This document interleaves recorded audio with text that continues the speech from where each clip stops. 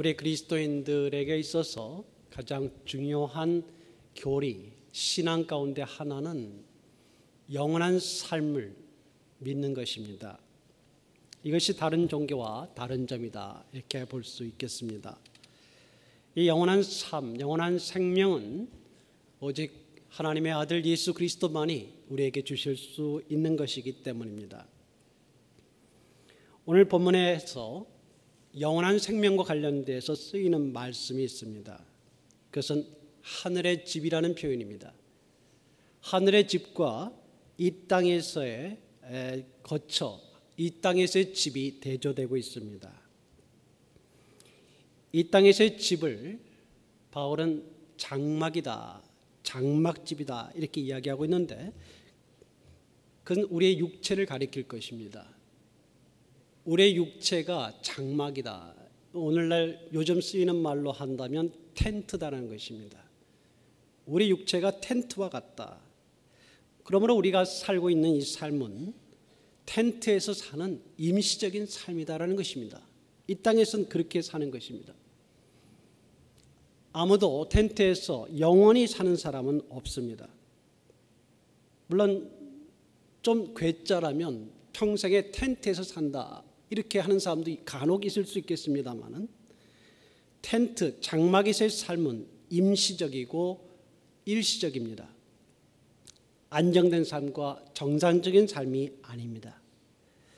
그러므로 우리는 텐트 생활이 오래 갈 것이다 이렇게 기대하지 않습니다. 텐트 생활이 오래 지속돼야 된다 이렇게 우리는 보지 않습니다. 또 텐트 생활이란 너무 편한 것을 기대하는 것도 아닙니다. 텐트 생활은 좀 불편합니다. 불편한 게 자연스럽습니다. 왜냐하면 텐트 생활이기 때문입니다. 이 텐트 생활은 이게 견고할 것이다 이렇게 생각하지 않습니다. 바람이 불면 날아가기도 합니다. 비가 오면 젖을 수도 있습니다. 이 장막에서 사는 생활은 그와 같습니다.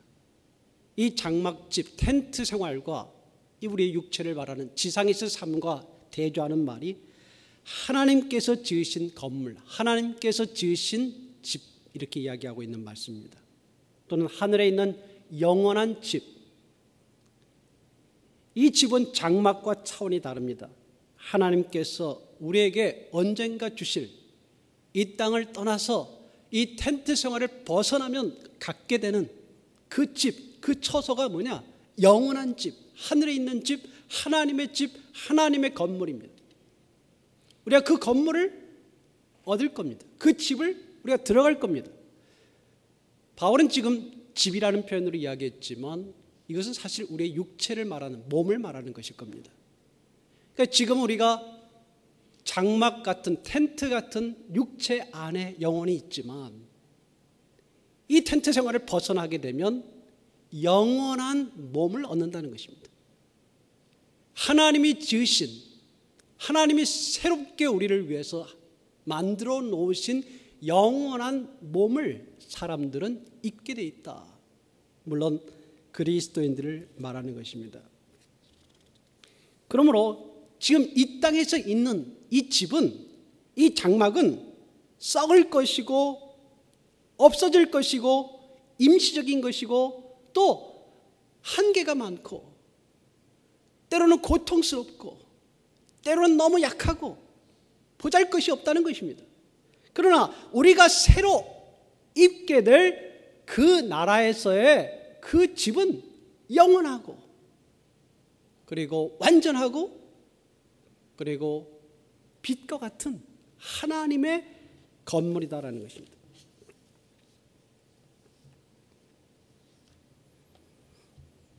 요즘 거울을 보면서 저도 이 주름살이 좀 늘어난다라는 생각을 합니다. 죄송합니다. 어른들 앞에서 이렇게 말씀드리는 좀 미안한 생각은 듭니다만은, 거울을 볼 때마다 부쩍 드는 것은, 그런 생각이 부쩍 드는 것은 몇 년 전부터입니다. 몇 년 전에는 제가 주름 하나 없었습니다. 제가 지금 한국 나이로 50이에요, 이젠. 근데 제가 젊어 보이지 않습니까? 근데 거울을 보면 이제 주름이 보입니다. 어쩌겠습니까? 육체가 쇠잔에 간다는 것입니다. 그럴 때가 있으셨잖아요. 그렇죠? 그러다가 점점 주름살이 깊어지는 것입니다.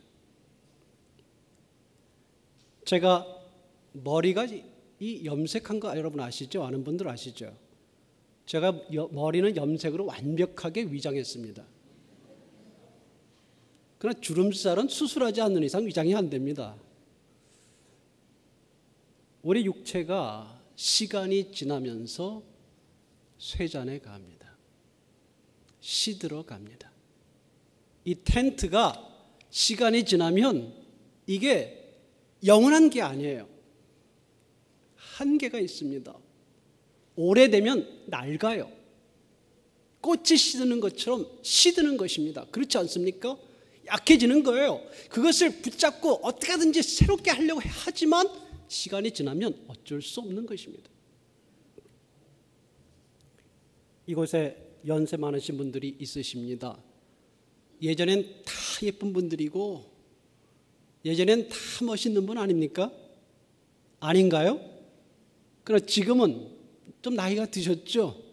이제는 어떻게 하겠습니까? 우리도 다 그렇게 될 것입니다. 우리 인생은, 우리 인간의 육체의 몸은 그렇게 낡아질 거예요. 아무리 오래 살아도 100살, 120살, 130살 더 가기가 어렵습니다. 이 땅의 삶은 다가 아니죠. 그거 우리가 알고 있습니다. 우리가 아는 영원한 삶은 이런 삶의 연속은 아닙니다. 우리가 부활하고 나서 나이가 든 모습으로 부활하지는 않을 것입니다. 우리가 이 육체를 벗어내고 하늘의 몸을 입게 될 때 우리의 육체는 지금의 모습과 같지 않을 거예요. 계속해서 아픈 것이 있지 않을 것입니다. 계속해서 다리가 결리지 않을 거예요. 계속해서 허리가 아프지 않을 거예요. 지금은 아픕니다만은, 지금은 힘듭니다만은, 지금은 약해지고 있습니다만은 그때는 그런 몸을 입지 않습니다. 우리의 삶이, 영원한 삶은 퇴행하는 삶이 아니에요. 불완전하지 않습니다. 부자유한 삶이 아니에요. 갑갑하지 않습니다. 우리가 가진 모든 것을 내려놓고 모든 옷과 어깨에 진 짐을 모두 벗어놓고 새로운 옷을 입게 될 때, 빛의 옷을 입게 될 때 이런 삶이 아닐 것입니다.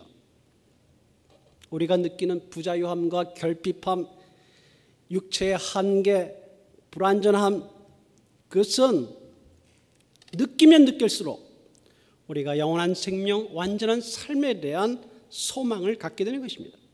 그러므로 불완전한 세계는 완전한 세계를 위한 단순한 정거장이에요.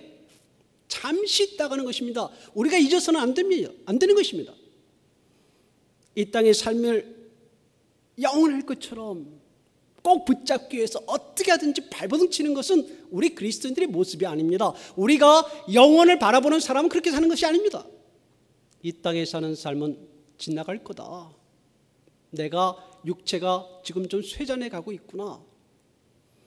내가 내 삶, 내 육체를 좀 보존하고 노력은 하지만 이걸 끝까지 못 붙잡을 거라는 걸 알고 있어요. 그리고 그렇게 생각하고 영원한 것을 바라보는 것입니다. 죽은 자의 부활을 바울은 고린도전서 15장에 이야기했습니다. 이와 같으니 썩을 것으로 심고 썩지 아니할 것으로 다시 살며 욕된 것으로 심고 강한 것으로 다시 살며 육의 몸으로 심고 신령한 몸으로 다시 사나니 육의 몸이 있은즉 또 신령한 몸이 있느니라. 우리가 흙에 속한 자의 형상을 입은 것 같이 또한 하늘에 속한 자의 형상을 입으리라. 형제들아 내가 이것을 말하노니 혈과 육은 하나님 나라를 유업으로 받을 수 없고 또한 썩은 것은 썩지 아니할 것을 유업으로 받지 못하느니라. 완전히 달라진다는 것입니다. 여러분 상상해 보세요. 이 얼굴 그대로 아닐 것입니다. 이 몸 그대로 아닐 것입니다. 우리가 느끼는 한계 그대로가 아닐 것입니다. 완전한 새로운 몸을 입을 거예요. 썩지 아니할 몸을 입을 것입니다. 이 얼굴 오래 지나면 흙으로 지나가는 것입니다. 부활의 몸은, 부활의 얼굴은 다를 것입니다. 그것을 바울은 하늘의 집이다, 하늘의 건물이다, 하나님의 집이다, 손으로 짓지 아니하는 영원한 것이다, 이렇게 이야기하고 있습니다. 그러므로 여러분 기억하세요. 시간이 지날수록 몸이 쇠퇴하고 약해지는 것을 두려워하지 마세요. 그건 어쩔 수 없습니다. 썩을 거거든요. 없어질 것입니다. 시들 것이거든요. 그거 두려워하지 마세요. 이 몸이 썩고 없어질 때야, 다시 말해서 우리의 몸이 무너질 때야 비로소 우리는 영원한 집, 영원한 몸을 얻게 되는 것입니다. 그러므로 육체의 썩어짐을 두려워하지 마세요. 약해짐을 너무 두려워하지 마세요. 그리고 약해질 때, 쇠약해질 때 그렇게 생각하세요. 이제 내가 하늘의 새 몸을 입을 때가 되었다. 그렇죠? 내가 하늘의 새 몸을 입을 때가 되었다. 완전한 몸을 입을 때가 되었다. 완전한 거처를 가질 때가 되었다. 완전한 집을 내가 얻을 때가 되었다. 바울은 2절과 4절에 탄식한다는 말을 씁니다. 예전 버전을 보면 신음한다 이렇게 이야기합니다. 탄식한다. 이 육체 안에서 탄식할 수밖에 없습니다. 신음할 수밖에 없어요. 불완전하지 않습니까? 우리가 이 육체의 한계를 알지 못한다면 영혼을 바라볼 수 없습니다. 이 육체가 완전하다고 생각하십니까? 그러면 정말 완전한 것을 모르는 거예요. 이 육체가 불완전하기 때문에, 육체가 한계가 많기 때문에, 육체로는 안 되는 것을 알기 때문에 영혼을 바라보는 것입니다. 왜요? 우리가 한계를 느끼면 느낄수록, 불완전함을 느끼면 느낄수록 우리의 형편없는 것을 느끼면 느낄수록 그 외에 다른 곳에 어딘가에 완전한 것이 있다. 그 완전에 대한 소망을 하나님께서 채워주실 것이다. 완전에 대한 우리의 갈증을 하나님께서 그날에 완전케 하실 것이다. 우리가 그것을 아는 것입니다.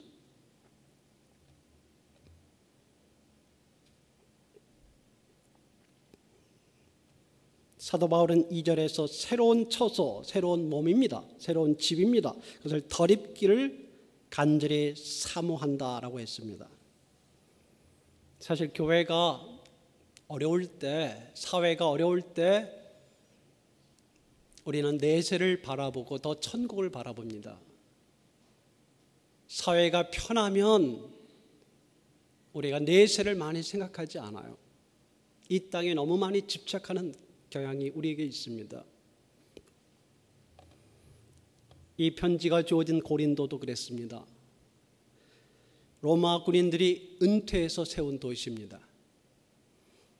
이 은퇴해서 세웠기 때문에 이곳에는 로마 시민권을 가진 로마인들이 많이 살고 있었어요. 그리고 로마인들이 많이 살고 있었기 때문에 특별히 로마 제국에서 로마로부터 많은 지원과 후원을 받았습니다. 보호를 받았습니다. 그래서 고린도는 잘 살았어요. 무역에 있어서도 로마와 그리스를 이어주고 또 동양을 이어주는 무역 도시로서 또 중요한 역할들을 했습니다. 다른 지역보다 잘 사는 곳입니다. 그리고 이 지역에 신들을 섬기는 여러 가지 신들을 섬기고 또 도덕적인 문제에 있어서 방종에 있어서도 상징적인 도시가 이 고린도였습니다. 타락의 도시라고도 알려져 있었습니다.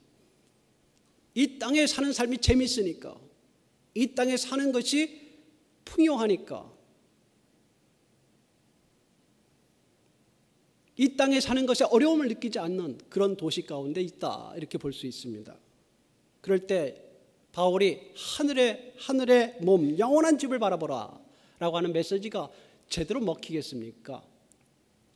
그러나 그럴수록 이 고린도인들이 알아야 할 것은, 중요한 사실을 알아야 될 것은, 아무리 먹고 입을 것, 즐길 것이 많은 이 땅의 삶이라 하더라도 그것은 무엇입니까? 장막의 삶입니다. 텐트의 삶이에요. 임시적이고 없어질 것입니다. 그러므로 그것은 삶의 모든 것을 매달리지 말고, 집착하지 말고, 너무 집착하지 말고 영원한 집, 새로운 하늘의 몸을 입는 것을 소망하고 살아야 한다는 것입니다.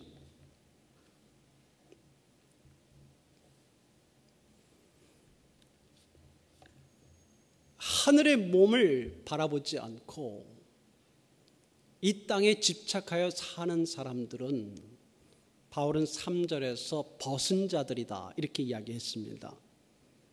이 땅에서는 많이 입고 또 많은 것을 가지고 사는데도 바울은, 아니 주님이 그렇게 이야기하시는 것이죠. 여러분 요한계시록에서도 보셨습니다. 우리 신앙의 눈으로 볼 때는 그게 벗은 자처럼 사는 것이다. 왜요? 하늘에서 입을 것을 준비를 안 했다 이 말입니다.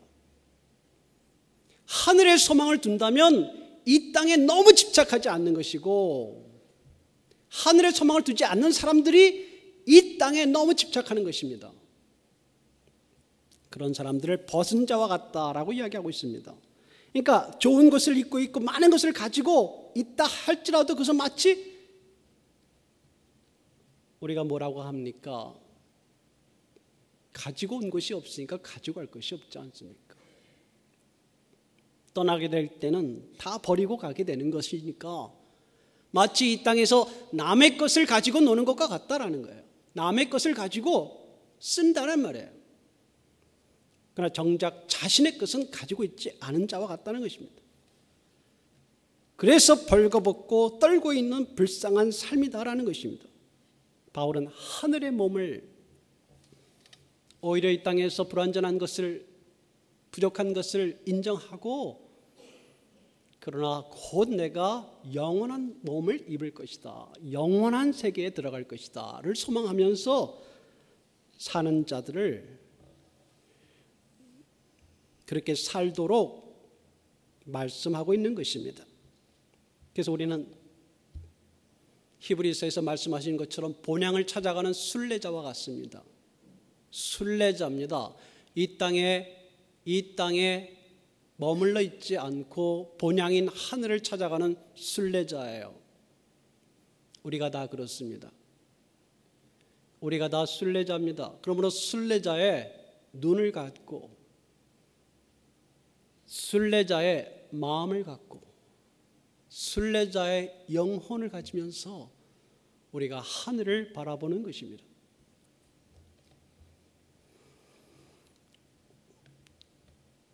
이 땅은 한계가 많고 이 땅은 부족하고 하늘에서 삶은 완전하고 우리가 그리스도와 함께 거하게 될 그 나라의 삶이 완전하기 때문에, 그러면 우리가 이왕 이 육체, 한계가 많은 육체, 불완전한 육체, 이 땅의 몸을 벗어버리고, 빨리 벗어버리고 하늘의 몸을 빨리 입는 게 낫지 않겠습니까? 우리가 내세의 중요성, 천국의 중요성을 강조할 때 조심해야 될 게 뭐냐면 현실 도피적인 것, 지나치게 내세 지향적이고 현실 도피적이거나 비관적인 생활 방식은 옳지 않습니다. 이 땅의 삶이 아무것도 아니라고 강조했다고 해서 이 땅에서 우리에게 주어진 사람들, 가정과 교회, 그리고 사회와 이웃들, 또 우리에게 주어진 소명과 일들, 이런 것을 아무것도 아닌 것으로 여겨서는 안 됩니다. 굉장히 그것은 중요합니다. 바울은 4절에서 그래서 이야기하는 것입니다. 벗고자 함이 아니라 오직 덧입고자 한 것이다. 주님께서 이런 비슷한 말씀을 하셨습니다. 요한복음 17장에 주님께서 세상에 대해서 제자들을 위하여 기도하시면서 이런 이야기를 하셨습니다. 너희는 세상에 있다. 그들이 세상에 있습니다. 그 제자들을 위해서 기도하면서 그렇게 이야기하셨어요. 세상에 대해서 4가지 이야기를 하셨습니다. 나는 세상에 더 이상 있지 아니하는데 그들은 세상에 있습니다. 그 제자들이 세상에 있다는 것입니다. 세상에 있으나 그들은 세상에 속한 자들이 아닙니다. 나에게 속했습니다. 하늘에 속했습니다. 그 제자들이 예수 그리스도를 따르는 영원한 생을 사는 자들이기 때문에 세상에 속한 자들은 아닙니다. 세상에 있으나 세상에 속하지 않은 사람들이다. 이렇게 주님께서 이야기하셨습니다. 주님께서 기도하시면서 하신 3번째 이야기가 이들을 세상에서 데려가기를 원하지 않는다. 내가 기도하는 것은 이들을 세상에 데려가는 것을 원하는, 그걸 위해서 기도하는 것은 아닙니다 라고 아버지께 기도하셨습니다. 지금 당장 그들을 데려가서 내가 그들과 함께 나의 사람으로 하늘에서 살기를 원하는 것 아닙니다 라고 이야기하셨습니다. 그러면서 주님께서 네 번째 세상에 대한 기도를 하셨는데, 그것은 뭐냐면 아버지께서 나를 보내신 것처럼 나도 이들을 세상으로 보냅니다, 이렇게 기도하셨습니다. 세상에서부터 떠나가는 것이 아니라 세상으로 보내는, 세상에는 결코 속하지 않은 그리스도인들, 그러나 세상에 뭔가 할 일이 있어서 주님께서 아버지로부터 보내심 받았듯이 귀한 구원의 사역과 생명의 사역과 영원한 세계의 사역을 감당하기 위해서 이 세상에 보냈듯이 이제 아들이 우리를 이 세상으로 보냅니다. 빨리 그 육체를 벗어나기를 주님께서 원하지 않고 오히려 이 땅에서 무언가를 하도록 보내신 것입니다. 바울도 그렇게 이야기하는 것입니다. 이 몸을 벗고 주님과 함께 거하는 것을 더 좋아한다, 8절에 그렇게 이야기했어요. 그러나 그것은 현실 도피가 아닙니다. 이 땅에 생활 주어진 직분과 가정과 관계에서 도망가는 삶이 아니라, 바울은 그렇게 보는 사람 아닙니다. 바울은 비관적인 삶을 사는 사람이 아닙니다. 바울은 부정적으로 보는 사람이 아닙니다. 그보다는 그가 이렇게 이야기하는 것은 무엇입니까? 아무리 생각해도 이 땅에서 사는 삶보다 하늘에서 사는 영원한 삶이 더 크다, 더 가치가 있는 거다. 바울은 그것을 강조하는 것입니다. 더 중요하다, 더 그것은 가치가 있다, 정말 놀라운 삶이 기다린다. 그 영원한 몸을 입고 싶어하는 갈망이 컸습니다. 바울이 육체의 고통을 당할 때마다, 핍박을 받을 때마다, 또 복음을 전하기 위해서 먼 거리를 가야 되고 강도의 위험을 닥칠 때마다 그 육체의 한계가 어떻다는 것을 느꼈을 거예요. 또 그에게는 잘 알려지지 않은, 그만이 알고 있는 병이 있다고 이야기하지 않습니까? 그 병으로부터 고통을 받을 때마다 하나님이 고쳐주지 않는 그 병, 그를 겸손하게 하기 위해서인지 몰라도 결코 고쳐주지 않았던, 3번이나 기도해도 고쳐주지 않았던 병, 그것이 무엇인지 우리는 잘 알지 못하지만 그 병으로 고통을 입을 때마다 그 육체가 시든 꽃과 같다고 느꼈을 것입니다. 그러면서 하나님, 내가 이 육체를 벗고 내 영혼이 하늘의 몸을 입을 날을 기다립니다.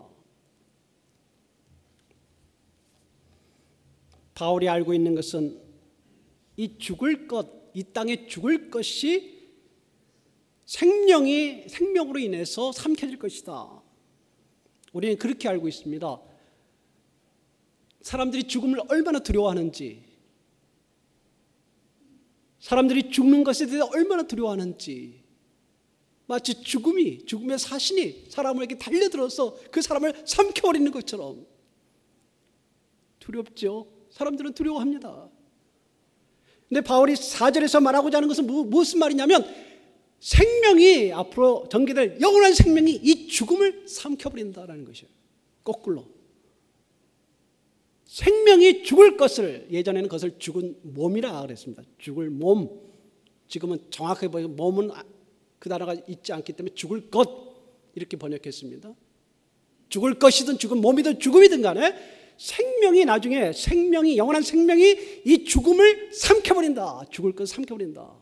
마치 사자가 작은 짐승을 삼켜버리듯이 영원히 생명이 죽음을 삼켜버린다. 4절에 그렇게 이야기하고 있습니다. 그게 영원한 삶이다. 그렇게 될 날이 온다라는 것입니다.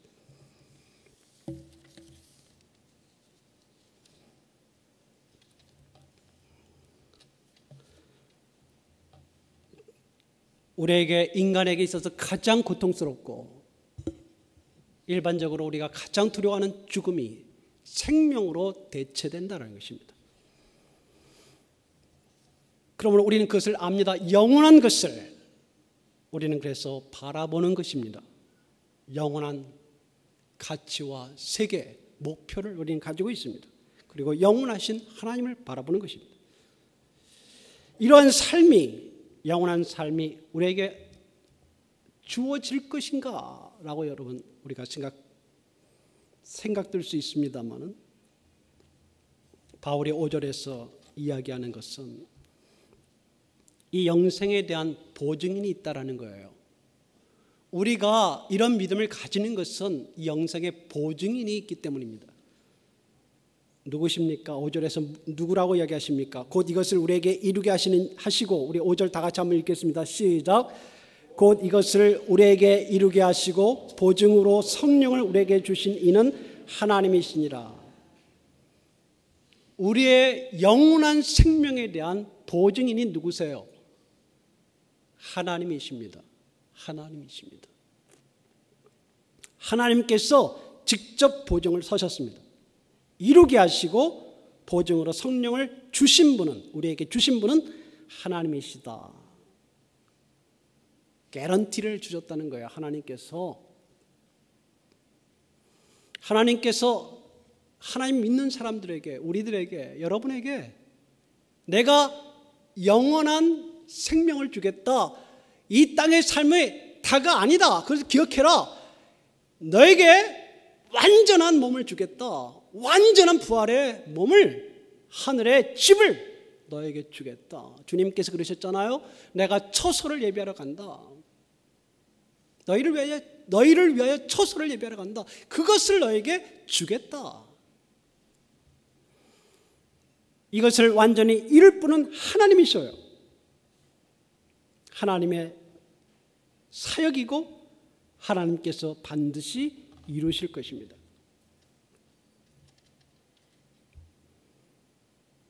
내가 어떤 상황에 있든지, 내가 어떠한 부족함이 있든지 간에, 그래서 우리가 믿는 겁니다. 그래요. 하나님이 선언하셨고 하나님이 약속하셨으니까 우리가 언젠가 그 몸을 입을 겁니다. 믿습니까, 여러분? 그 몸을 얻게 될 거예요. 이 육체가 자유함을 얻게 될 것입니다. 하나님께서 이루실 때에 자신이 보증자가 되셨어요. 개런토가 되셨어요. 보증자가 되셨는데, 보증자가 되실 뿐만 아니라 보증으로 성령을 주셨다. 이렇게 바울은 이야기합니다. 이 보증이라는 것은 일종의 영어로는 데포짓이다. 이렇게 나와 있습니다. 잘 번역한 거예요. 일종의 선수금입니다. 그러니까 아직 우리가 영원한 것을 보지는 못합니다. 그러나 갖고 있는 게 선수금을 우리 하나님이 주신 걸 받아 갖고 있어요. 여러분, 집을 살 때 돈을 좀 맡겨야 되죠? 그 약속을 안 지키면 돈이 떼이는 것입니다. 약속을 깨는 사람이 그걸 갚아야 되는 거예요. 그게 선수금입니다. 차를 살 때 돈을 얼마 줘야 되지 않습니까? 처음에 그게 선수금입니다. 하나님께서 내가 너희에게 너희 몸을 완전히 변화시킬 것이다. 너희를 영원한 세계로 인도할 것이다. 내가 너희를 다르게 영원한 빛으로 빛의 몸을 입게 할 것이다. 지금 너희가 한계가 많고 부족하고 이 땅에 몸을 입고 있지만 내가 너희를 완전하게 변화시킬 것이다 라고 약속하시면서 약속의 보증으로 주신 게 있다 이 말입니다. 그것이 바로 성령입니다. 성령이 우리 가운데 거하시는 것은 바로 그 하나님의 영원한 약속을 나중에 주시겠다고 하나님이 하신 그 약속이 영원할 것을, 변치 않을 것을 이야기해 주는 것입니다. 그럼 우리가 성령이 어떻게 있는지 어떻게 아십니까? 우리가 기도할 때 성령의 임재가 있어야 그것을 아는 것입니까? 그래서 고린도전서에서 바울은 그렇게 이야기했습니다. 아무도 성령으로 하지 않고서는 예수를 주라 할 수 없다. 다른 말로 하면은 우리가 기도할 때 성령께서 임하시고 역사하시기도 하지만 여러분 가운데 정말 예수님을 주님으로 믿고 구주로 믿는다면 그게 안 되거든요. 성령께서 함께하지 않으면 그 믿음이 생기지 않습니다. 여러분 그 믿음이 있어요? 예수님을 나의 주님으로 믿어요? 예수님께서 하나님의 아들로 이 땅에 오시고 그가 주신 말씀, 그가 주신 행적으로 그가 하나님의 아들이 것을 보여주셨고 또 그가 십자가의 죽으심으로 우리를 구원하셨고 우리를 영원한 생명으로 인도하실 구세주라는 것을 여러분 믿습니까? 그 믿음이 쉽지 않아요. 그 믿음이 어떻게 가능해지나요? 성령입니다. 성령으로 말미암지 않고는 주라 할 수 없다 하셨습니다. 그러므로 그리스도를 믿는 사람에게는 하나님께서 그 사람 안에 성령을 두신 거예요. 그리고 성령이 나중에 그날이 올 때까지 보증으로 우리 가운데 있는 것입니다. 성령이 우리 가운데 있기 때문에 이 말은 뒤집어 이야기하면 그리스도가 성령으로 우리 가운데 거하시는 것입니다. 그러나 6절 이하에 말하는 것이 있어요. 우리 가운데 성령이 거하셔서 그리스도가 우리 가운데 성령으로 거하시고 우리에게 그리스도를 기억나게 하시고 그리스도를 사랑하게 하시고 그리스도를 섬기게 하시고 그리스도의 말씀을 사랑하게 하시는데 바울이 6절에서 말하는 것은 그러나 그것도 완전한 것은 아니다라는 거예요. 아직은. 6절에 그는 이렇게 표현합니다. 주와 따로 있는 줄을 안다. 주와 따로 있는 줄을 안다. 이게 무슨 말이냐면 지금은 주님이 우리와 얼굴과 얼굴을 대면하여 있지 않는다는 거예요. 그렇죠? 우리가 실감 나지 않는다는 거예요. 실감 났다가도 조금 지나면 좀 약하다는 거예요. 그게 따로 있다라는 말입니다. 성령으로 함께 하시지만 그러나 그날에 그리스도와 우리가 얼굴과 얼굴을 대하여 보고 우리가 하나님을 만나게 될 그날에 비하면 그것은 따로 있는 것과 같다는 거예요. 지금이 이 따로 있는 삶, 즉 성령으로만 우리가 그리스도를 만나는 삶, 그 삶으로 살 때 우리는 어떻게 살아야 되는가? 7절에 이야기했습니다. 이럴 때는 우리가 믿음으로 살아야 된다. 보이는 것을 의지하지 않고 믿음으로 행해야 된다. 즉 주님을 보는 자처럼 행해야 된다. 그래요. 우리는 그런 갈증이 있습니다. 우리가 기도하고 말씀 가운데 깊이 들어갈 때 그리스도를 만나요. 성령으로 그리스도를 만납니다. 또 우리가 순간순간 주님을 바라볼 때 주님께서 우리와 함께 계신다는 것을 느껴요. 그러나 아직까지 그러한 것도 완전한 것은 아닙니다. 앞으로 올 미래에 비하면 완전한 것은 아닙니다. 따로 있는 것입니다. 아직은 따로 있는 것입니다. 그럴 때는 그리스도와 함께 그렇게 기도하고 말씀 가운데 또 성도의 교제 가운데 그리스도가 임하시는 그것을 바라보고 우리가 소망을 가지고 살아가는 것인데 거기에 필요한 것이 믿음이라는 것입니다. 무슨 믿음이요? 보이지 않는 것을 보는 것 같이 바라보는 믿음입니다. 여러분 5장 오늘 말씀 바로 전 구절이 4장 18절입니다. 4장 18절 한번 읽어보겠습니다. 시작. 우리가 주목하는 것은 보이는 것이 아니요 보이지 않는 것이니 보이는 것은 잠깐이요 보이지 않는 것은 영원함이라. 네, 우리가 이 땅에 사는 동안 그리스도가 우리와 대면하여 보지는 않고 성령으로만 거하는 이 땅의 삶은 그렇게 보는 것입니다. 보이지 않는 것을 보는 것으로 믿음으로 보는 것입니다. 보이지 않는 것을 바라보려고 하는 것입니다.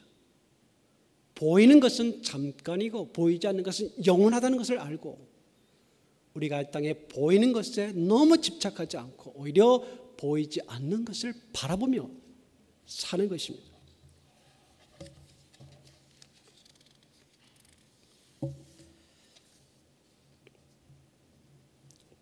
바울은 계속 이야기합니다. 내가 담대하여 원하는 바는 8절입니다. 차라리 몸을 떠나 주와 함께 있는 그것이라. 이것이 그리스도인의 정상적인 소망일 거예요. 그러니까 이 땅에 내가 계속 살겠다 생각하지 않고 좀 그리스도와 함께 살 그날을 바라보는 것, 이게 그리스도인다운 모습입니다. 아름답죠. 다메섹에서 바울은 그리스도를 만났습니다. 놀라운 체험을 했어요. 그리스도가 그에게 오셨습니다. 그리스도가 그에게 실제로 나타나셨습니다. 그는 그리스도를 만난 사람이기 때문에 더 지금의 생활이 갈증이 나는 거예요. 갈증이.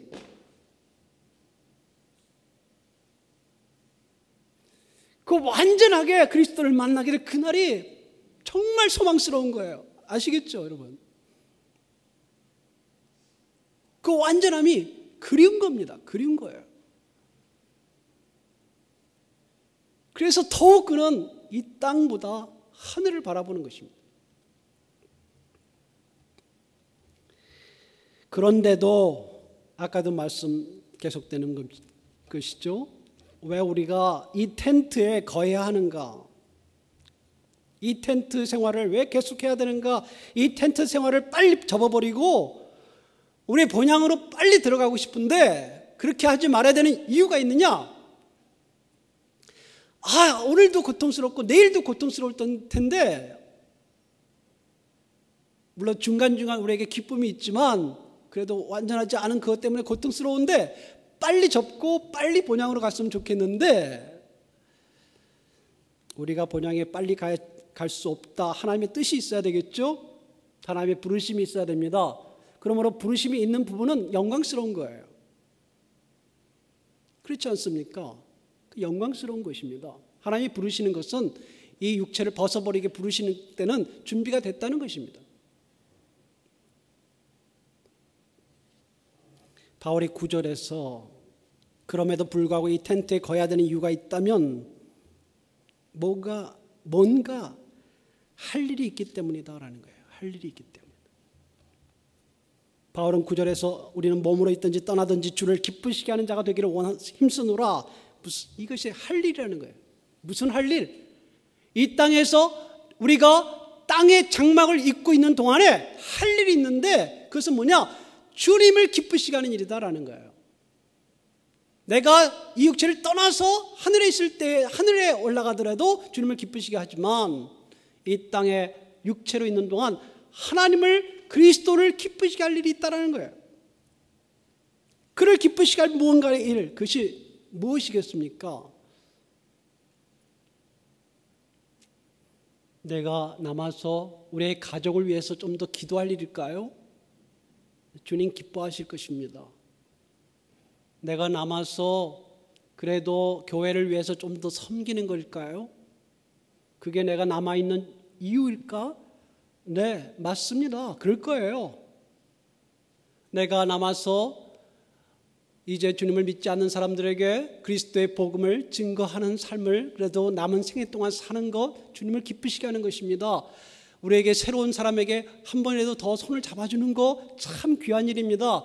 아직 내가 할 일이 있어서, 그렇죠? 아직 내가 뭔가 일이 있으니까, 아직 내가 이 땅에서 할 일이 남아서 그리스도를 기쁘게 할 일이 남아서 아직 주님을 안 부르시는 거예요. 아직 일이 있으니까 그걸 찾으셔야 됩니다. 그거 일을 하셔야 돼요. 얼마나 귀한 것입니까?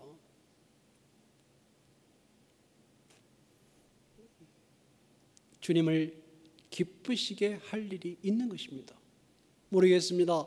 또 이것도 우리 개인적으로 좀 더 우리가 말씀 가운데 기도 가운데 또 우리가 이렇게 서로 다른 사람을 섬김으로써 내가 더 성장해서 좀 더 주님께서 나를 더 온전하게 하시고 나서 받으시려고 하는지 오늘 말씀처럼 말입니다. 그것도 있을 것입니다. 여하간 아직 아니기 때문입니다.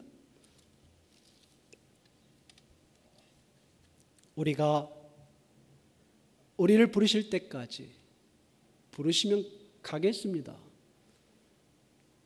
연연하지 않겠습니다. 왜요? 우리는 이 땅의 삶이 다가 아니라는 것을 알기 때문입니다.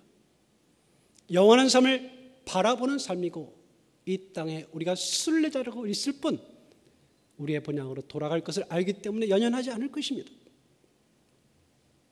이 땅에서 아직 할 일이 있으므로 주님께서 우리를 하라고 하시는 그날까지 하다가 갈 것입니다. 바울은 말합니다. 10절에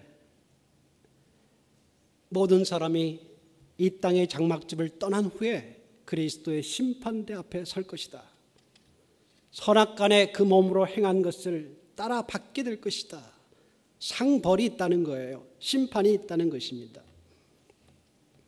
갈라디아서에서 바울은 이렇게 이야기합니다. 자기의 육체를 위하여 심는 자는 육체로부터 썩어진 것을 거두고 성령을 위하여 심는 자는 성령으로부터 영생을 거두리라.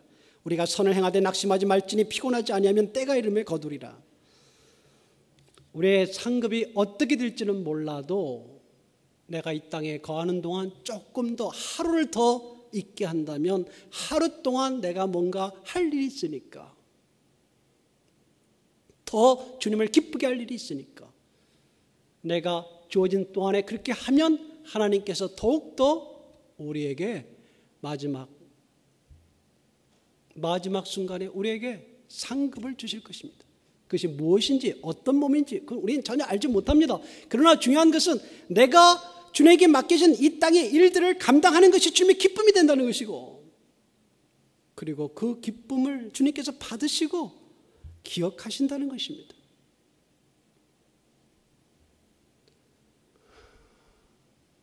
우리에게 몇 년이 남았을까요? 우리에게 얼마의 기간이 남아 있습니까? 아직까지 우리가 남아있는 것은 할 일이 있었으니까 우리 좀 할 일을 하다 가죠. 그렇죠? 할 일 좀 하다가 하나님께서 부르시면 기쁨으로 달려갈 것입니다. 여러분에게 주님의 은혜와 영원을 바라보는 이 소망이 늘 함께 하시기를 바랍니다.